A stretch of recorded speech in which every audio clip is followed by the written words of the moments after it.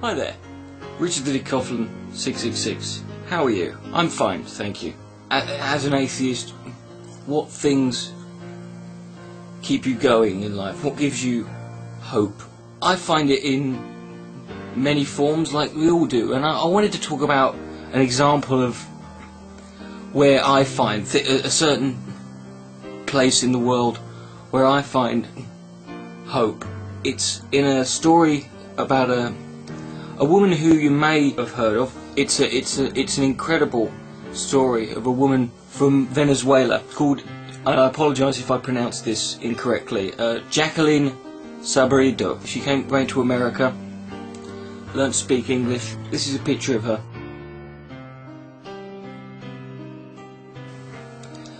However, that's not what she now looks like. In the year 2000, she was at a party with 3 friends of hers,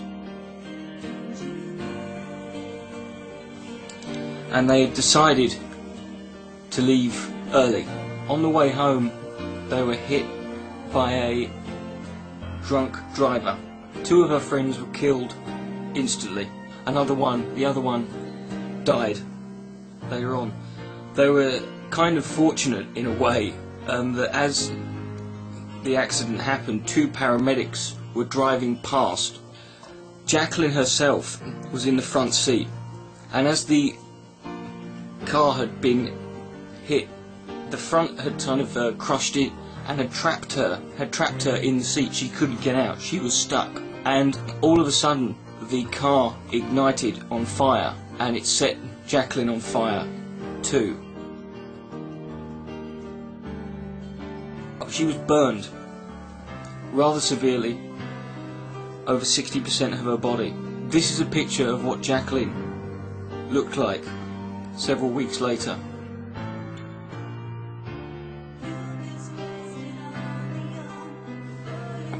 For her to end up looking like that, she sat there in the front seat on fire for 45 seconds.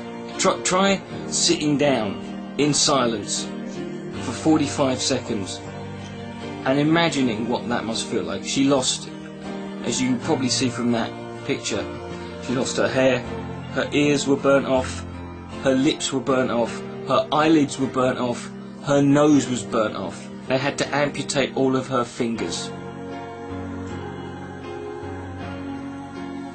Jacqueline is still alive today. I'm going to put a link to her website.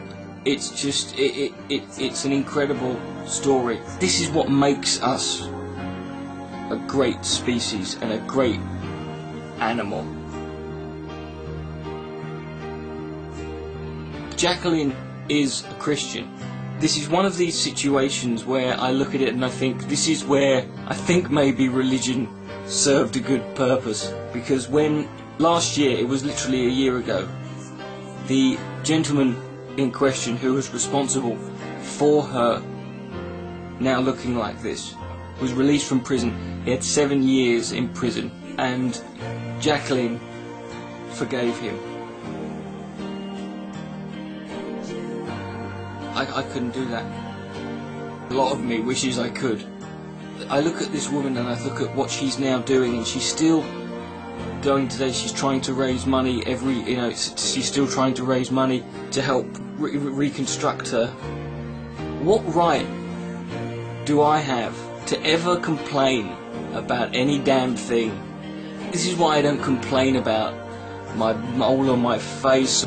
Next time you're complaining about, you've put on a bit of weight, or my ears are a bit too big, or my teeth are wonky, or my skin's freckly, I want you to look at this picture one more time.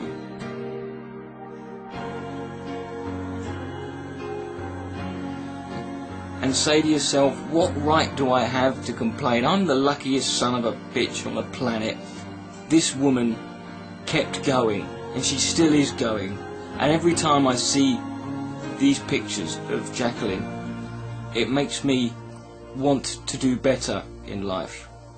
Because if she can get through that, then there's no reason why I can't and get through what I have to go through, which compared to what she's been through is nothing. And that is something that gives me hope. Richard Coughlin 666, good night. May God bless.